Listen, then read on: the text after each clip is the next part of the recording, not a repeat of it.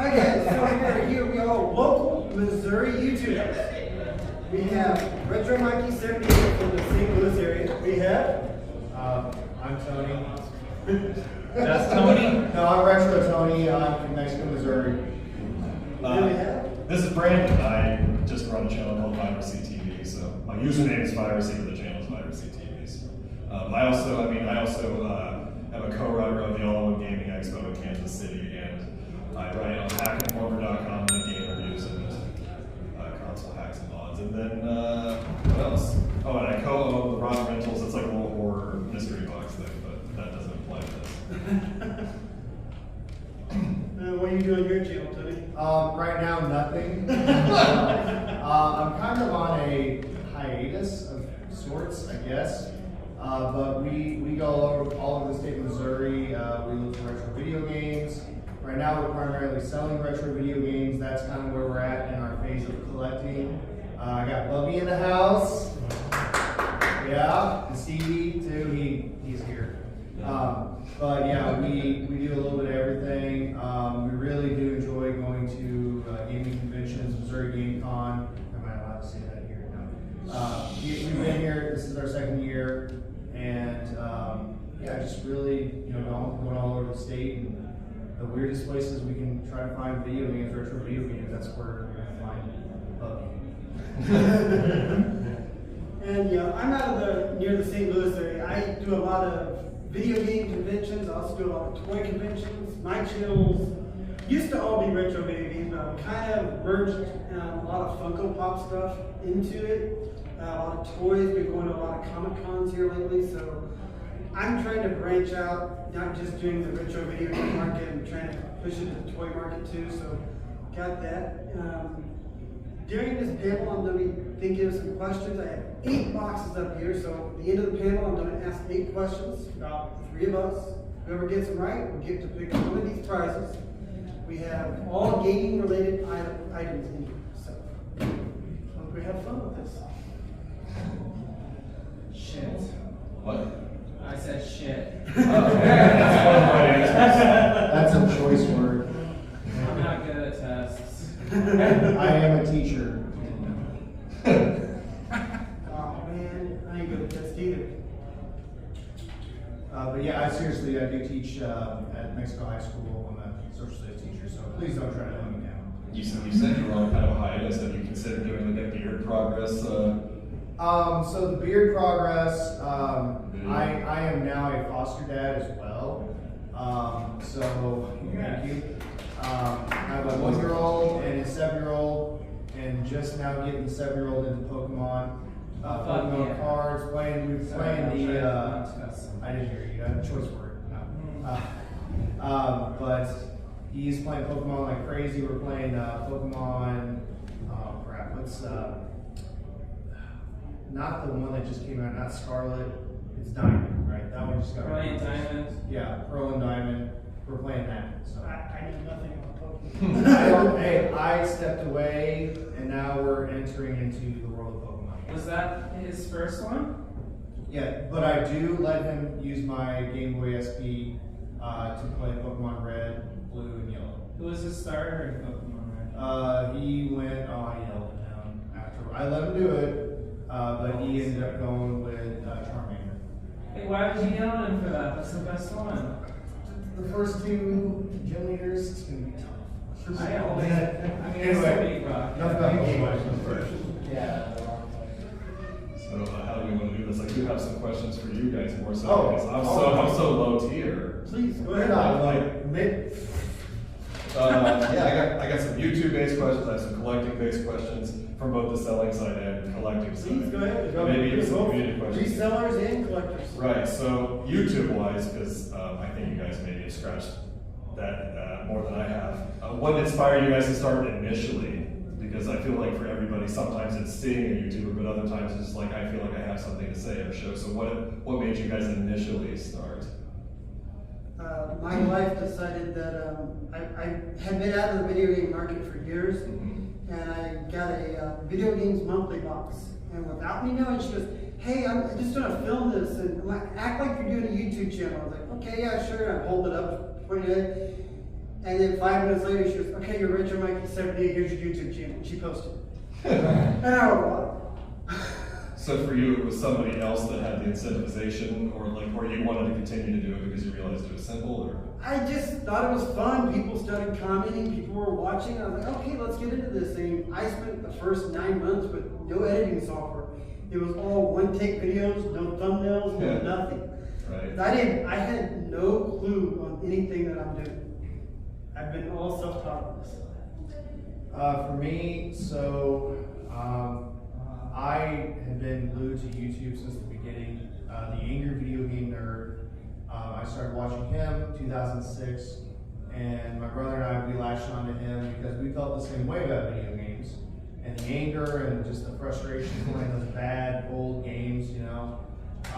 So that kind of got me hooked onto YouTube, and then I started watching the Game Chasers.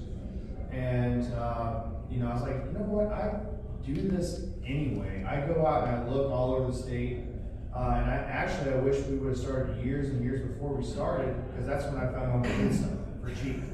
But they inspired me, and then from there we just kind of did our own thing, and you know, it's kind of morphed into our own style and what we like. Mine was just by proxy of the fact that I was writing on a website and I was getting products to cover and doing things of that nature. So mine was just because I wanted to make like unboxing videos about those products instead of just, you know, you want to rip into stuff and like start messing with it before a review. But I was like, no, maybe I should like actually record and let people know what they get in these things, and then leave the review to the actual like article itself. So mine was just kind of like a byproduct to start with, but you know, it eventually became like, oh hey, I do these other things anyway too, like what you were saying. So I took what I was doing anyway and then started making videos. But yeah, so now I have like a collecting question. Is there probably was, but more so with like, has there ever been a big ticket item that you felt like you got like a steal on and you really wanted to tell the person what they were charging is probably worth more than, but you didn't? Okay. Okay, so this is a true story. This is before we started the channel, probably 2 years prior. We started, what, 2016, I think? Maybe. I don't know. I'm looking at him. He knows. He doesn't know. That sounds right. Yeah, you were on about 2 years before me. Yeah, so anyway, I swear, like, I have screenshots of it. I found a Nintendo M82 demo unit that was, you know, they used to be in Walmart's or Kmart's or something. But this lady had it, like, she had a bunch of, like, Nintendo, it was like a yard sale type situation on Facebook Marketplace. In the very last picture, there was a bot, like a tote, and you could barely make out what it was. And I saw this, and I messaged her immediately. She wanted like $200 for everything. I got it home. I didn't know exactly how much it was worth at the time. Got it home. It was worth at that particular point in time, I think like $1,500. So, and then she had a bunch of like random NES games in there that were actually decent, and I actually made money off of that lot by selling those games. But I mean, I didn't know exactly. She didn't know. So that's probably the best find I've ever had. That's what it was like. I sold it. So I sold it to make a down payment on my house. Okay. So, yeah. That was quite the investment. Yes. Yeah, I've got so many stories like that, it's hard to pick one, but probably one, I've actually got this documented on the YouTube channel. We were at a yard sale. My wife was in the car and she goes, I'm not going up here, it's dark and rain, everything's in the garage, I don't see nothing. I'm gonna go up anyways. As I walk up, the sign says quarter for every PS2 game, 50 cents for PS3. And I walk back, there's a PS3 for $5, a PS2 for $5. Oh my gosh. I looked at her and said, just price it all up. And she goes, well, hold on. She opens up one of these like chests like you put in your front room. A complete PS3 Guitar Hero set, drums, 2 guitars, everything. She goes, $33.50. Like, here's $35. I don't have change. I didn't look at the games. I honestly did. And we get home, we bought something at our sister's house next door and scored big there. I get home, I'm on the YouTube channel. You can go to the video, I don't remember where it is, but I'm sitting here going through the games. Still has not looked at it, it's on camera. I stopped and just started staring. NCAA 14. had never been played. Probably haven't. And I'm going, wow, this paid for both lots. And I ended up selling everything. I think I made, I know the Guitar Hero set, I sold it for 500 on eBay. Wow. Well, both these stories blow mine out. I got a Game Boy Micro for $10 one time. Yeah, it was pretty sweet. Game Boy what? Micro. The one we GBA were Micro. talking about. It has the it has like the neoprene sleeve, so you can play and like not get it all grimy. So the sleeve at the time was worth more than a Game Boy Micro was. Yeah. Like it was harder to find the sleeve than it was a GBA Micro, but now I still don't see the neoprene sleeves anywhere. But the micros themselves I don't even know what they sell for. Anybody know the going price of a micro? Depends on which one. The crappy, well, my favorite edition. Go ahead. The Famicom one, I think, is going for like 120. Yeah, the faceplates themselves are the things that I'm trying to collect, but they're like damn near impossible to like find all the original faceplates for. So not shoot up, scratched up, rubbed off quality. Yeah, what we got here? So you mentioned software. What do you guys use for footage for software? Like in terms of YouTube, do you just go the simplistic, inexpensive route, or did you actually foot the bill for some quality stuff? I do. I've been using Adobe now for the past 2 years here. But it's kind of funny. Like I said, I've been on a hiatus, but I'm still paying for the subscription. I have the software, so I'm just kind of waiting it out. I'm also completing my master's degree, so that's been a big issue too. So Plus your coach. What? Yeah, that too. But I used that for a long time. I used this free software that was included on my capture card, and it was like $10 or something. But it did the job for what I needed at the time. I used my phone for recording. I did buy a camera, so I'm using it. But Stevie does a lot of editing too on the channel for our flagship series, Retro and the Bubbies, which he takes forever. But I'm not gonna say anything. I use Premiere Pro. Okay. I film everything with my Galaxy 22 back there and actually use KinesMaster to do all the editing. I've never heard of that. What's the company that makes? Is it just That's the name of the company. Is it the mobile app? Is that Yeah. I've used that before when I was making videos. I use it, but I tend to do all my editing on my tablet. On like a brand new Samsung S8 tablet. It comes with a lot cleaner cutting and footage with the stylus that it comes with. Gotcha. So are you guys recording just in standard 1080p traditionally, or are you trying to shoot higher? That's in 4K right now. Okay. I go 4K on my phone. I tried to shoot a video at 8K, and I still have not been able to find a software that will do it. And the problem is the video is due out on May 4th. Nobody here knows how to edit 8K. Nobody got 8K. I finally got it. I finally got it on a program, but it's got a water note, so I'm just gonna leave it. I think that would be a fine trade-off. You just Yeah. put a thing, the only way to edit an 8K is to have a little watermark. Please ignore. I forget what it was, from Filmora, I think it was, that would do it. But it was a 20-minute video, and I think it was 18 gig. I was Wow. like, I'm never doing this again. The transfer time on that was horrendous. Yeah. Are you shooting 4K 60 or is it just 4K 30? 4K 30. Gotcha.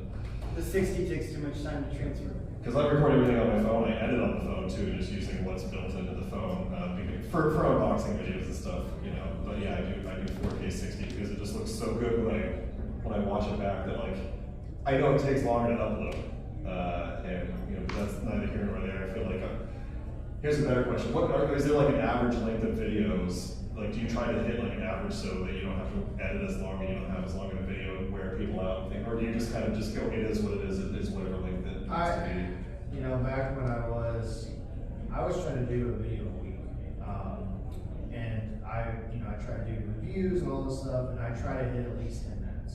That was the goal, 10 to 15 minutes. Because that's the YouTube algorithm and all that stuff. Especially now with shorts. Yeah, and the shorts have to be under 60 seconds. they have to be under 60 seconds, or it's... It has to be shot horizontally and it has to be 60 Because seconds. when I go to upload a video, it says, do you want to make this into a short? So they're going to force me to cut it down then through the app. Okay. I haven't tried it yet. Does anybody even care about YouTube I shorts? believe that you can take a portion of your YouTube video and make that. Make it a short, yes. I mean, I'd say when I'm flipping through YouTube, a lot of what I do is YouTube shorts. Yes, I've started doing shorts about the last 2 months and it has really boosted the channel. Yeah. It's interesting. I think that like I could probably do like an unboxing as a short, but like any other kind of video I do, I don't know that could actually. I mean, what do you do? Take key moments from It's the kind line? of- I guess just something to get like your brand. Mhm. Yeah. Gotcha. I noticed. Trying to learn to keep with what is changing and being. Like I noticed, like they're using it as like teasers now, kind of like thing. Yeah, it's basically what I'm doing. Drive stuff to the longer form videos. Oh, like I found this, so you gotta wait. And you I'll show you one of these boxes and they're like, hey, you want to see more? I will go to the full length video. And I'll leave a link. Gotcha. But, yeah, you said you were trying to upload once a week and you were drinking your It- ball. Yeah, it was rough, and that's Yeah. another thing too. There is YouTube burnout is real. Yeah, last year. And that was part of me going on the hiatus, not just have a crazy busy schedule that I forced myself into, but that I was just I don't want to edit this. I don't, it's just it drags on you. Yeah, I'm actually pushing myself right now. I'm doing 3 videos a week plus 3 shorts a week. And I've been doing that since January. That's Since tough. January, that's One rough. video a week And is already been- also during the month of March into April, every year I've been doing what I run a video game March Madness tournament. We let the fans, the month before, everybody puts in all these 64 games, and then everybody on the channel goes to the community tab. Every day is 2 different videos for that, and people were voting. Plus I did my regular content on top of that. So that was pushing it. And now we even announced a video game horror tournament coming up in October, so that'll be interesting. Nice. So back to collecting, I kind of have a question that was the inverse of the last one. Did you ever buy something that was probably more than you wanted to pay for it because you knew that it was something that was going to be, like, the tides were changing, it just seemed like this game's disappearing left and right, so you maybe paid more for it than you wanted to ensure that it would end up in the collection before it got worse? I am so cheap. I am Really? so you have no idea. If I can't afford something, I usually try to trade for it. So I believe it was Mo Game Con 3, where I literally brought in. I was not a vendor there. This It is was 3 or 4? Yeah. No, 4 was when I was a vendor. This is 3. So it was 3, the Yeah. first one I went to. Yeah, so in order to get Sculptor's Cut on the Nintendo 64 Playfire Sculptor's Cut, I traded probably at the time $600 or $700 worth of like Super Nintendo games that I did not. I probably paid like $100 for all those games. So to answer your question, if I can't afford it, or if I don't, I'm not gonna afford broken money. That's what I'm trying to say. So I'm not enticed by like, oh, this game's rare. Like, I'll find a way to get it. Yeah, I can't say that. I'm a huge Resident Evil game collector, and we were on, I worked for General Motors, and we were on strike when they announced the Resident Evil 3 Collector's Edition coming out. It was sold out. So I was not able to get that, so we ended up having to get that off the aftermarket. And it was not cheap. How much did you end up paying for it compared to the retail cost? Retail cost when it dropped was, I think, $270, $280, and I still wanted to buy one brand new because I wanted the feel of cracking the seal and open it. I ended up spending $500. Oh. Well, then it wasn't double the cost. Yeah. No, but I am missing the Resident Evil 7 Biohazard with the house that's a music box. Yeah. That's going for $1,000. So so here's the better question though, are you willing to get it now at 1,000 versus waiting for it to keep increasing? Or are you just gonna cut your losses and let it go? I'll get it one of these days, and I'm willing to pay the $1,000. Okay. You're a better man than me. If I like something and it goes up in price, that just means a lot of other people like it too, and I'll let that happen. It's not a big deal to me personally. Yeah, for me, and just to kind of piggyback on that, I'm actually leaning off collecting. if I add it to my collection, it has to be very, there's a reason why I'm buying. I'm not just buying everything and anything like I used to. Right. That's why I'm selling stuff here, you know? So if I'm gonna try to go after something, it's very, very, very specific. I don't know what you're saying. Yes, because I'm in the same boat as Tony. Once on my channel, I had over 4,000 games. I now have over 50. I'm mainly emulating now. The only thing I mainly buy is more modern stuff. Right. Yeah, I mean that's fair. For me, I'm one of those kind of people like I don't know. I'm how do I explain this? I'm all filler and no thriller to the point that like I almost want to line my walls with everything that I used to see at game stores that nobody was, but they would just keep seeing every time you go in there. That's kind of how I have expensive things in there, but that's not what my collecting style is. Like I love the fact that I can like find any game that I might want to try or play and do so. Do I emulate things? Yes, of course. You know that's. An EverDrive in a console is much easier than swapping out cartridges and dealing with contacts and things of that nature. But to that end, you know, when I'm collecting things, I feel like I just keep, what's a better way of wording it? My Game Eye app just keeps increasing the dollar amount because I want to just keep making an investment that keeps growing, so I know that I have something. You know, if I wanted to get rid of stuff, I could easily do it because they would be inexpensive games that would be hard for me to sell to people, you know, as a lot or whatever. I'm actually saving up right now, trying to keep space in my place to get a mega kit. Yeah. 80,000 games, even has all the light gun games, all the systems will play on the one system. Does it come with a light gun attachment or is it like a secondary accessory you have to? It's an accessory you have to attach to it, but it is really cool. Gotcha. I have more questions here. How's about, oh my gosh. Here we go. Here's a good question. Maybe it's more for you if he's on a hiatus, but is there trends in content creation or in YouTube specifically, or really any social trends that you've noticed that are changing recently that you try to stay caught up on? Unless you do. So I have been really, trying to keep up on the YouTube, like we were saying, trends. Mm-hmm. Retro Rick, he has kind of reinvented, retro video game hunting, gaming off the grid as well. Yes. They're kind of on that same bandwagon as well. They're doing their own content too, but they're kind of doing what Retro Rick does. And it's more about reselling now and trying to flip, and then trying to they do little challenges and things like that, like $10 video game challenge and things like that. It's it's about collecting, but also making it interesting to the point where people will watch and say, "Look, I just found the Minish Cap on Game Boy Advance." Oh, great! If you have a specific challenge, kind of like a TV show or something, then people will watch. Yeah, you almost, for retro games, you almost have to have the gimmick of, like he's saying, like the challenge or something new and flashy, like the resale effect. Phoenix Resale, he's big time. I know his He's channel. been doing this for years. Yeah, and he always does these challenges and things, and Right. I noticed that the Game Chasers as well, they're kind of the OG with this, but they're starting to emulate Retro Rick as well, and just kind of even their thumbnails. And don't forget about Pixel Game Squad doing the same thing. Yep. Right. Yeah, they've been on it forever. Yeah, I noticed a long time ago that pickup videos they're not going to pull numbers like maybe they used to. Right, and I think that's, like I said, I'm still doing video game content every once in a while, but I mainly with the Funko. I do a lot of mystery grail boxes, different mystery companies send them guaranteed pops. I'll spend $100 and we guarantee you over $100. Maybe you might hit one of our grails over $200-300, and I have hit those. And I do that, and then I'm trying to get on whatnot, which is really a lot harder than I thought it was going to be. I got on a waiting list.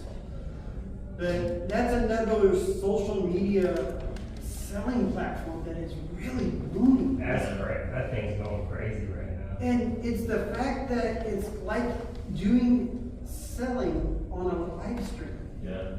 I had somebody at my event selling on they were doing Pokemon breaks. I guess they were just breaking the packs right then, and they were selling cards off at the time, and they were not paying attention to their table, and people had no idea what they were doing. like why'd you pay for a table here if like you're not like they actively were ignoring people. That was like the only complaint we got from it about any vendor was the fact that this table was there selling nothing.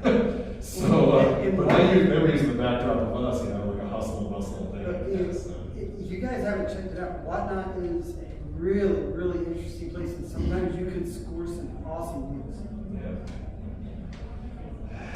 It's crazy to me. I've watched plenty so far, but I'm hesitant to dip my toe. It's the social aspect of it too, because I'm getting in the Funko Pop community. There's a lot of people that have these YouTube channels, and they also have the Whatnot. And it's like having them do a live stream, but you're also able to buy some of the stuff that they pick up that you see that they don't want. It's almost a fire sale almost. Yeah, it's like doing a live fire sale. Yeah, it's a good idea. So speaking of getting lots, selling them off, and all that stuff, have you guys ever traveled like extreme distances to get something that you wanted, or to your point, is it all just local and cheap? So, like, I tried the channel when we're firing on all cylinders. Yeah, we've been to Retropalooza. We've kind of branched out here and there, but the focus is the state reserve. Mm-hmm. You know, like, we like to go down into the Ozarks. Colorado.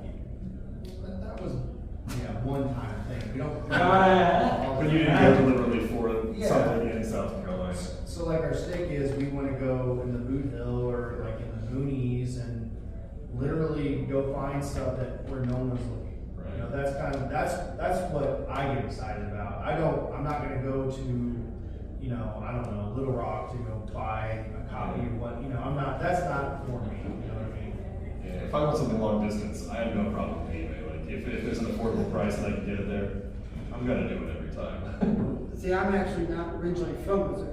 I moved here because of my job, and that's how I found Tony. He was doing all these rare oddball places in Missouri, and I'm like, oh, check this out, check this out, check this out. Started marking these down, let's go here, let's go here, let's go here. Then I reached out to him, started talking with him and stuff, and we've been friends for a couple of years now, talking back and forth. But yeah, I guess I've traveled all the way down to Kentucky, Indiana, up to Michigan. And what were you going for in these instances? Resident Evil stuff. Oh, just every time. Does anybody here have Resident Evil stuff for this man?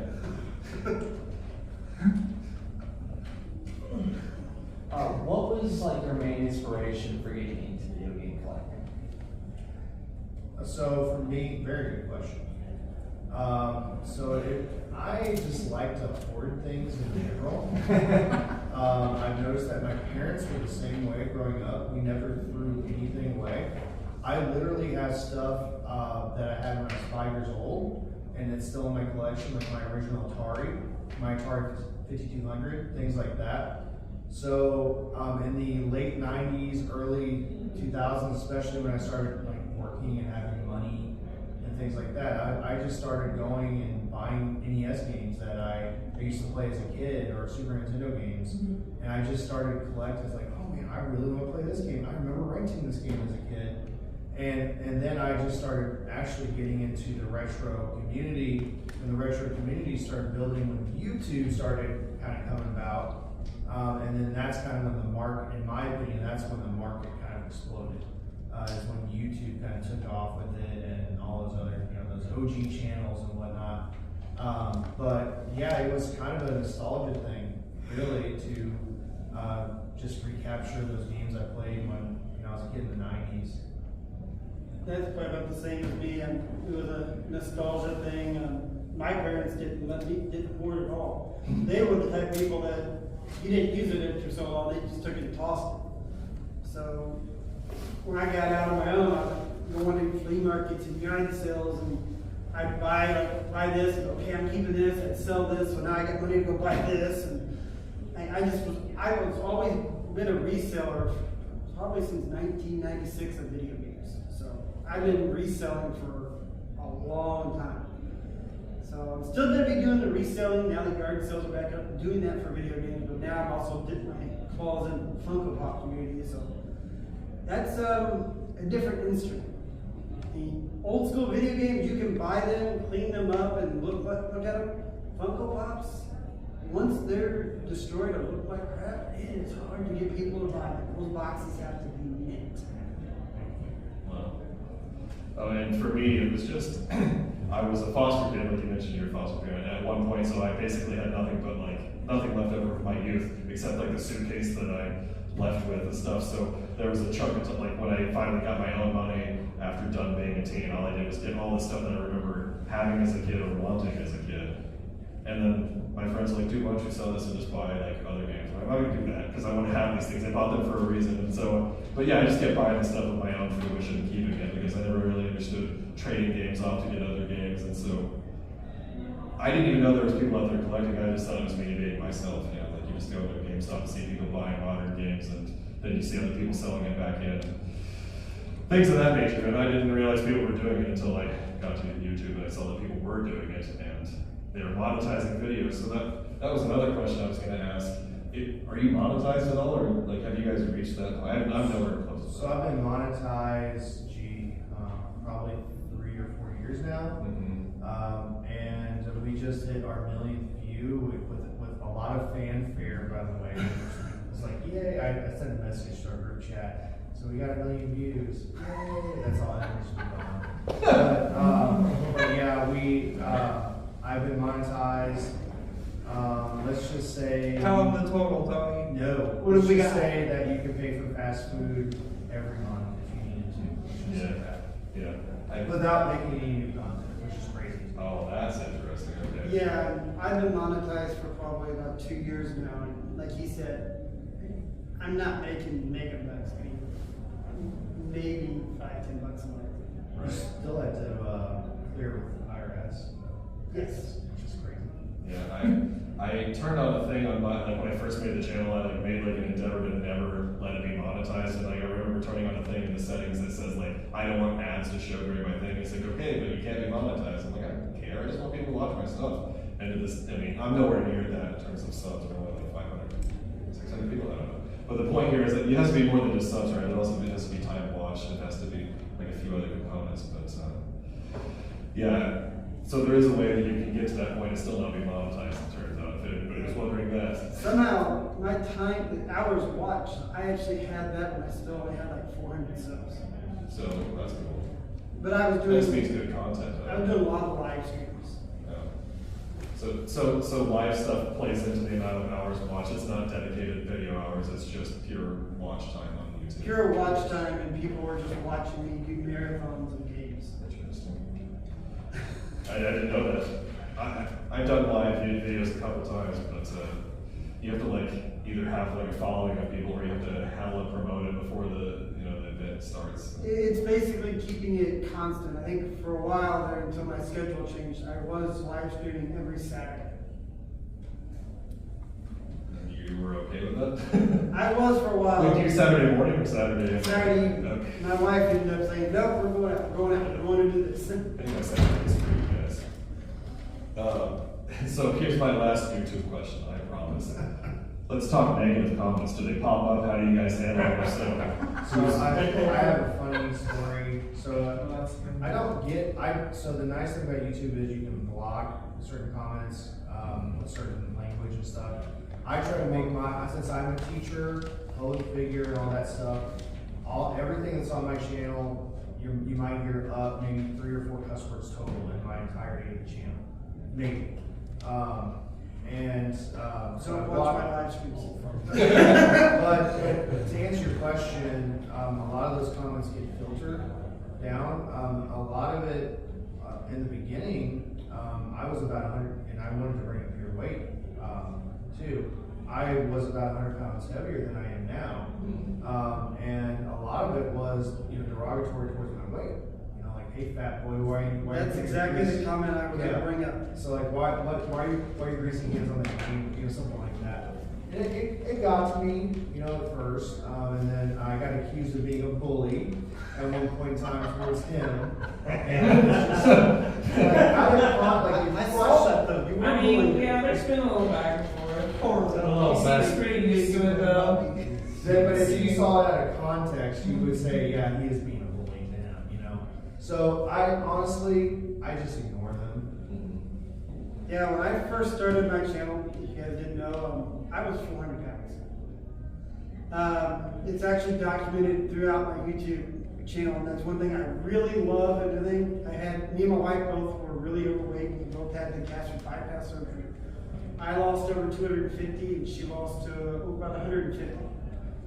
And I was getting comments like, and I had to look it up because I didn't actually watch South Park. Somebody goes, "You look like the fat South Park computer geek that's on there." And I'm going, okay, I gotta look this up.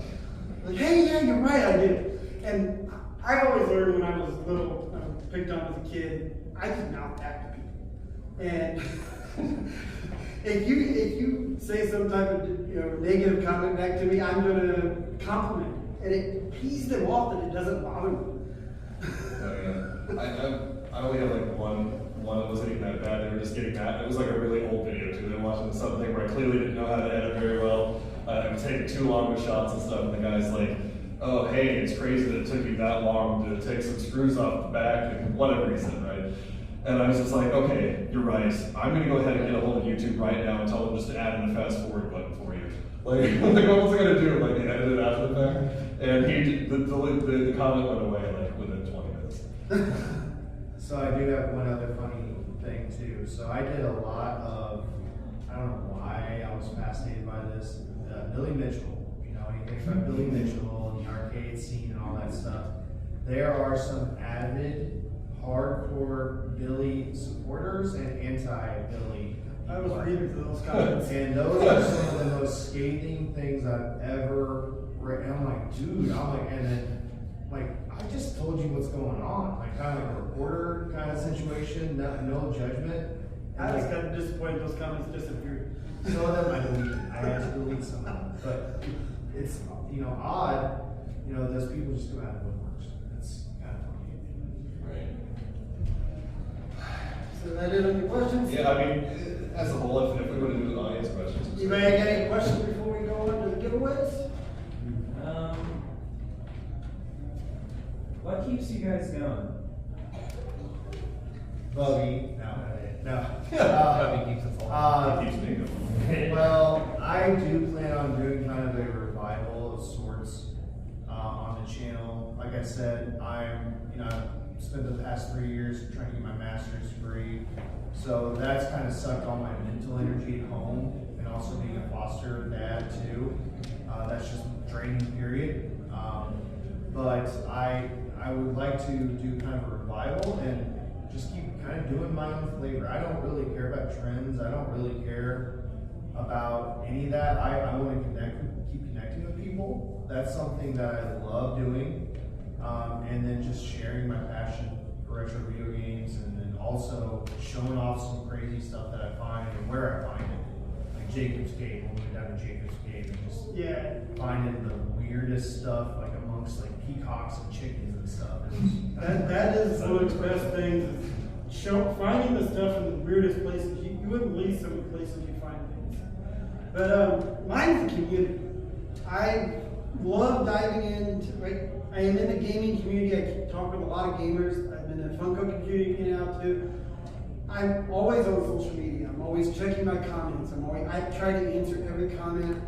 If somebody wants to message me on something, I will start a conversation. I will talk with anybody. It doesn't make a difference. And just love communicating with people, love meeting people. I have ADHD, so what keeps me going is the fact that I don't even remember making a video last time, and so like, oh hey, I should make a video. And so it's more like of course I get like stuff to review, but I don't always have stuff to review. I'm not always doing that. And like I said, I write on Hack Informer, and I have an event every year that I help put on, and I co-own a side business, and I have my 40-hour-a-week job. But it's because I don't have children. I think might be the key here. I'm not insulting anybody that does. I'm just saying I think I have so much free time and extra energy and stuff because I'm not being. My daughter's 23 and lives in a different state now, so I'm not even worried. So what keeps me going is just the fact that I have a lot of spare time and probably too much unfettered energy. And I just keep directing it. I'll get tired of one thing and I'll go to the other thing, and then I'll do the other thing, and that's just, it's good for me. What are your future plans? Like your long term? So I'm looking at trying to find a new editor and everybody knows anybody. No. to look back, in the next, 10, 20 years, however long I do this, look back and just see how much I've grown as a person, and also keeping friendships alive too. Not only with you all, but with others that I've met along the way. Like we saw a few people today that we haven't seen in years, and that was, honestly worth just coming here today. There was a lot of people that come up to me like, when's the last time I saw you? And there was Adam, he was like, so I said, I haven't seen you since Mo Game Con. I said, but I talked with him on Messenger, I think 3 nights ago when he was in the UK. Yeah, Adam, he's everywhere. Like, he has a lot of energy, I guess. Yeah, I was at a convention last week. So like I said, I go to conventions. I had one last week, I have this one next week, and then I have another convention in St. Louis, May 7th. I'm just working on, I think in terms of big picture stuff, what I care about the most is making my event in Kansas City be something that Kansas City can be proud of. It expands every year. We have surveys, so we're making sure that we're not doing something that people were displeased with twice in a row, things of that nature. So I hope that when I look back at like a chunk of years, we can see like, oh, we started here in this little tiny event center, and now we're, like this year we were already planning on being Now the quadruple summer's in size. here. Now the summer's in here, I want to say, this year he doubled the size. This place is really booming this year. Where was it last year? It was here last It was year. here, but we only had just 2 rooms. And was that because of what they said was available, or what? Yeah, it was funny because we actually had church service going on in the living room. All was going on. It was on So you just Sunday. hear all the organ, fake organs work going on over there. Was it on Sunday or Church Saturday? It was on music. Sunday. Yeah, So it was almost- I remember because I was out here going, are those people going to church? Go ahead, buy Super Mario World for me. Yeah. Pray that I'm gonna get some good deals. Anybody else out in the audience have any questions? Do you guys ever regret selling or trading video games away? No, No. I like money. I love money. I have some more games out in there. No, I'm just kidding. No, I do have a couple, initial regrets when I first started collecting. So before I first started collecting, I sold off a ton of Super Nintendo games, including like Chrono Trigger, Harvest Moon, heck, what else was in there? A bunch of JRPGs. And I kicked myself because that's when I started getting back into collecting, I started seeing the price of things. I'm like, oh crap. Luckily, a buddy of mine who moved to Taiwan, he kept all of his collection. He sold me his entire collection, which was basically all the games I played as a kid, and I got them all back. So yeah, yes and no. I try to keep things I know that I'm either going to have trouble emulating or I'm not going to be able to emulate easily. But other than that, no. I mean, as long as I can play it, I'm not that upset about I can sell it. Because I'm doing it to further go into my YouTube channel, or I did it a couple of years ago to pay bills because I was laid off. I mean, it's How long were you able to pay bills doing reselling stuff? Like, was it like several months in a row you had? 6 months. Jesus Christ. Like, I'm like afraid to buy a lot of anything. What if I can't sell this? Then my girlfriend's going, you just spent that much money in. At one point, game I had my collection valued at $150,000. Wow. And now, like I said, I own 50 games. But my Funko Pop collection is now about 25,000. How much space does it take up versus all those games? About the same. Alright, so I got some questions from people in the audience. You guys get it right? You guys get to come up and select a box. Everything is video game related. There are 3 Mario puzzles, there are 3 Funko Pops that are video game related, and there are 2 plushes. So it's all going to be reading. First off, what's his YouTube channel? Oh, Let's slap the puzzle I know it, first. I know it. Come get a box.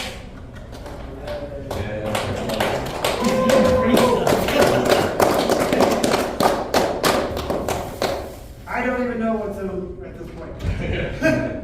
Alright, next great question. It's really hard, guys. What's his YouTube name? Ooh. Oh. Can I guess a virus to you? Alright, come get a It's box. like 80% of the title, yeah, we'll give it to you. You got 80% of the money. It's by So Same then, difference. I guess we'll do mine. What What's my is it? name? What's my private YouTube name? Go ahead. You're on mic. There you go. Get it up. Yeah, Bobby.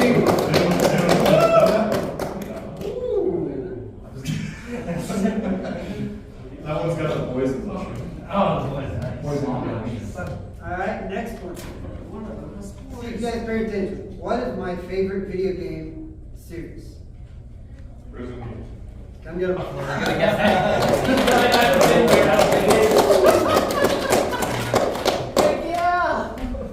right, next question. Tony sold a game to get something really expensive. Put a down payment on something. What was it? House. All right, come get a box. I thought it was what was the name that owns it? So it was an M82 demo. I actually didn't remember that. I paid less than $200 for it. Wow. If you know All what right. that is. Let's see. Piracy TV. What is he? Where is he located out of? Kansas City. Yes. You got a box. Yes. Yes.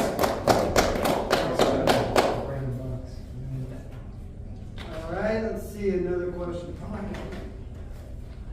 What did both me and Tony go through the last couple of years? Depression. The pandemicization? Nope. That's what I'm looking for. Something drastic. We both said that he's about 100 of them, and I have lost about 200 of them. You lost weight. There you go. Get another box. Even if you don't know the answer, you might guess it right. I think I'll stop now. The only one that's left is the one I said that should be taken. It's a light one too. That means it's got $100 limit. I guarantee you. Let's see. Okay, that's simple. Not only am I doing video games, what product am I also now doing on my channel? Oh my god. Sorry, I said I wouldn't do it again. Do you guys want to? It is a guess because these Rock are paper, else is gonna do it? Funko Pops. There you go. Hey. We knew you knew it. You guys didn't know. I'm the only Funko Pop vendor out. Yeah. Well, that's good. That is. That's it. You guys want us to go right now? I mean, we have about 10 more minutes. I have some questions. Yes, go ahead, back. What's the most famous, or what's your biggest Funko Pop? Like, what's your most popular one, I guess? Me and my wife together love collecting Goo. So I literally just got the giant 10-inch at Toy Man. I don't even think that video is out. But yeah, I think my favorite one I probably have is probably my 10-inch Toothless. I'm a huge How to Train a Dragon fan. And that Toothless is about this tall. Cool, you got the Bowser plushie. It'll go great, but I came in late. Sonic the Hedgehog. I came in late, but hearing your favorite series of Resident Evil, what's your favorite Resident Evil game? Resident Evil 2. They've got a prototype of 2 running out there too. I haven't had a chance to walk around since he Can I answer that question too? Because I like Resident Evil as well. No, you can't. Okay. Resident Evil 2. I've only ever beaten Resident Evil 4, and I tried playing it with, like, you know, a controller, but when the Wii one came out, it's so good. It's like the controls are actually tight, not gimmicky, so I really enjoyed it. I'm still trying to beat it with the chainsaw controller. Yeah. Oh my god. How much did those go? You play VR. Too much. DK Funkos. So good. PS2 one's about 280. The GameCube version's around 400. I bought mine for $40. How many times have you bought Resident Evil 4 of this year? Too many. It's like Skyrim disease. Sonic the Hedgehog 2. Wait, whoa, sorry, someone said Sonic, what? Sonic the Hedgehog 2 syndrome. That's what RE4 is going through. True. If you really want me to count, I gotta take my shoes off. They ain't got no fingers. Gross. Awesome. Other remaining questions? There you go. Ever played any of your games competitively? If so, what was your experience? I could play it a lot. I mean, I'm not the world's greatest Mario Kart player or anything, but I have played in a lot of Double Dash tournaments because, dang it, I really like Double Dash. Where are these tournaments? We're looking for them. I mean, there you go. I guess next They're time. out there right now with the Mortal Kombat. Oh, we got this? We got Street Fighter at Well, I mean double dash tournaments. There's a handful. Double Dash ones? No game on it has that kind of Yeah. I do have a really quick story. I see the Sonic and Knuckles shirt on. So in the 90s, we went to Nickelodeon Studios, and we got the tour and everything. And at the end, it's like kind of like a game show situation. It's not filmed or anything, and it's right when Sonic and Knuckles came out too, that summer leading into it. So they actually, they're asking volunteers or whatever. I actually got picked from the crowd, huge Sonic fan, and I ended up winning that competition. It was just high score for like 2 or 3 minutes or whatever. But yeah, Nice. that's like the only thing I've ever won competitively. Woo! Thanks, Steve. At the St. Louis Quad Con that they hold twice a year, I am now the 3-peat champion of Mario Kart 8 there. Ooh. I have yet to be untouched. 8 or 8 Deluxe? 8 Deluxe. Okay. I play that competitively every night at work on breaks. I love it. It's so good. Me and 3 other guys, we sit down at each break and literally play Mario Kart 8. We play 4 races the first break, 6 races the second break, every night. Can I say that it's really, with the DLC content in 8 Deluxe, that you can tell the ones that came from the mobile phone game, the tour ones, aren't that, I don't feel like they're that great to me. Like, they almost feel like they're like junior tracks. Like, Yeah, they're not, so, they're like off-putting. right, but it still adds more Yeah, content. yeah, I'm never mad at content. I just like, all right, I'm gonna get past this one so I can just continue to the next actual track in the circuit. It just feels strange to me. And I'm off camera, I'm trying to see if I can get close, but I'm about 3.5 minutes from the world record of speed running Resident Evil 2 remake. Wow. Woo! So I'm not the only speedrunner in this room. Oh no, that's the only game I'm trying to speed run. I speedrun Mario 64. What? You speak on games. I'm obsessed with Resident Evil 2 remake. I watched the world champion do it, and I'm like, I can do that. What do you think of the RE4 remake? I'm halfway through it, and I love it, but I was trying to do it on live stream and kind of got busy with cons, so I haven't been. I want to finish it on live stream, so between the cons the last couple weeks, I haven't been able to do it. Like the differences I made. It's so far it's pretty fun. Yep. I like it. I like it a I lot. think I just got past the scene where they're in the get out house. What's the hardest part of what you guys do? And how do you get through it? So, like I said, I'm kind of on a break right now. You have to find balance in what you're doing with your life. There was a time when I would do some YouTube stuff, and it would take priority over family stuff sometimes, or even some work-related things. And being a teacher, you cannot have an off day. And just finding that balance, and also just trying to make it fun, continually fun. That's the struggle I had. It just felt like another job for a while there, and I was like, I'm not doing this. I have enough stress. Why add this to my plate? Yeah, it's the balance. I mean, right now, me pushing 3 videos plus 3 shorts a week. I am literally doing 4 to 5 hours a day He's like, editing. And I'm always looking and thinking ahead of what the next video is going to be. I'm actually pushed my content, like I'm scheduling content like right now while I'm filming this panel. I think I've already got this panel scheduled for a day in May. Yeah. I would say, I mean, I think everything is different for every single person. It's not like you can just say, like, here's some hard and fast rules you can follow, right? But if I were to give some tips of what I do, being, because I just have like hyper focus that happens, but I'll try and record everything, just like multiple videos in a day, and then you can put them out over a month or two, and it just makes it so much easier. So you only work one day, but since I didn't decide to like even have monetization as an option on mine, it never feels like a job. It never feels like I'm chasing, trying to like hit a certain number, or like I'm trying to hit a dollar amount, you know. My wife cracks up because I'll do the same thing.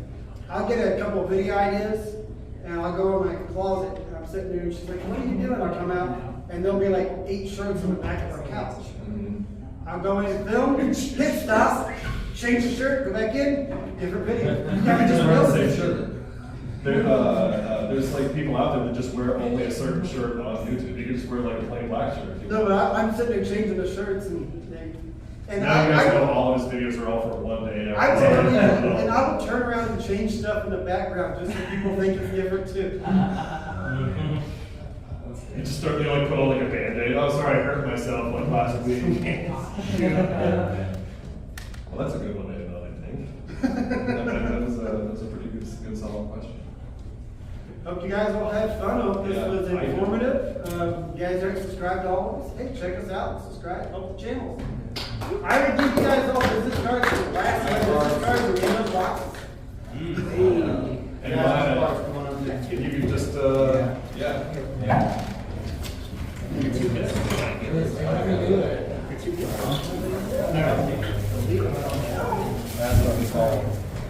Have fun.